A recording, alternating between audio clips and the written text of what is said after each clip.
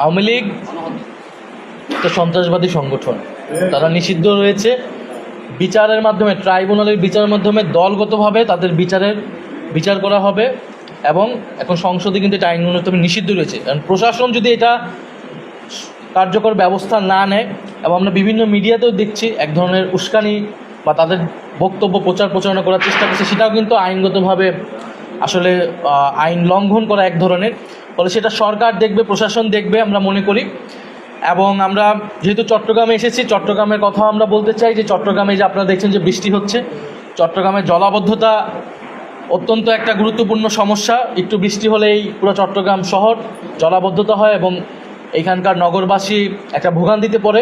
ফলে চট্টগ্রামের city corporation, চট্টগ্রামে যারা প্রশাসন রয়েছে তাদের প্রতি আমাদের আহ্বান থাকবে যে এই চট্টগ্রামের জলাবদ্ধতা দূরীকরণে যাতে তারা উপযুক্ত ব্যবস্থা নেয়। আমার একটা প্রশ্ন হলো, দ্রুত প্রস্তাবিত বাজেট তো কোন দিক থেকে সবচেয়ে বেশি গুরুত্ব দেওয়া দরকার ছিল বলে মনে করছি? আমরা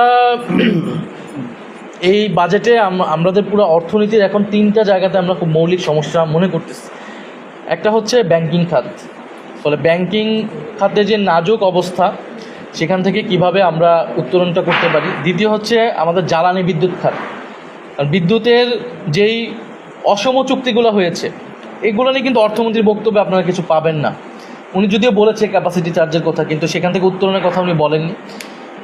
আর তৃতীয় হচ্ছে কর্মসংস্থান, তরুণদের জন্য কর্মসংস্থান, জব ক্রিয়েশন কীভাবে হবে। আপনি দেখেন যে এই বাজেটটা যেহেতু একটা ঘাটতি হবে প্রচুর পরিমাণে, ফলে এই ঘাটতি পূরণ করতে হলে সরকারকে ঋণ নিতে হবে বিদেশ থেকে এবং দেশীয় ব্যাংক থেকে। দেশের ব্যাংক থেকে যদি সরকারি ঋণ নেয় এত পরিমাণে, তাহলে বেসরকারি খাতে ঋণ কমে যাবে। বেসরকারি খাতে ঋণ যদি কমে যায়, বিনিয়োগ কমে যাবে এবং কর্মসংস্থান কিন্তু সংকুচিত হবে।